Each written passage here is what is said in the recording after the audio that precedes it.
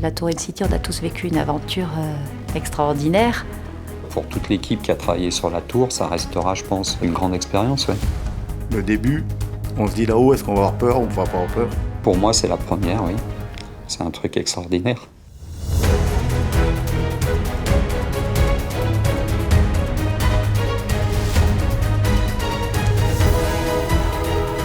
Dans l'environnement de la Part-Dieu, il y avait la nécessité de pouvoir accueillir de grands utilisateurs. On hérite sur ce quartier de la Part-Dieu de cet urbanisme de dalle que la SPL Part-Dieu et Gérard Collomb sont en train d'essayer de faire évoluer.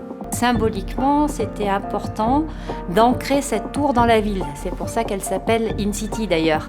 À l'été 2007, Denis Vallode a fait la première esquisse du projet de tour. Nous, Sogelim, on a toujours la volonté d'avoir des bâtiments avec une forte signature architecturale. Il a donc fallu commencer par déconstruire la tour précédente pour libérer le terrain nécessaire à la construction de la tour In-City. La tour EAP s'est progressivement effacée du paysage lyonnais, on l'a gommée du haut vers le bas.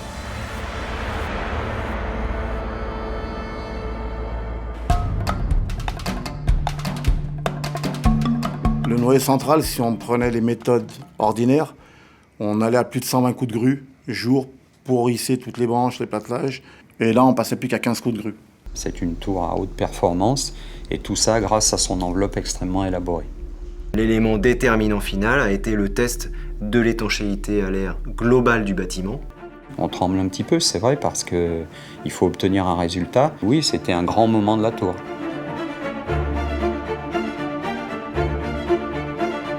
Le nombre d'entreprises qui ont contribué à la réussite de ce chantier dépasse la centaine. Toutes ont participé à la réussite de ce chantier. Il faut imaginer que la coiffe, c'est l'équivalent en hauteur d'un immeuble de 5 étages.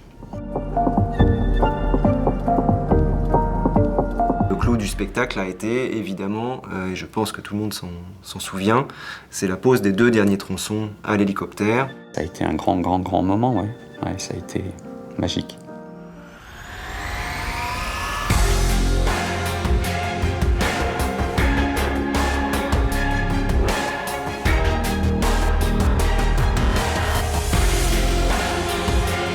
Le but a été d'associer le savoir-faire des équipes parisiennes sur des ouvrages de grande hauteur avec l'ancrage local. On fait tous partie du groupe Bouygues, on a tous le même métier, la construction, on a tous un certain savoir-faire, donc on est tous Bouygues Construction. Ça fait 30 ans que je suis dans le groupe et c'est rare, j'ai vu une ambiance pareille. Et quelque part, ça reste notre tour. Quand on passe devant, on regarde, on dit aux enfants, c'est moi qui l'ai faite.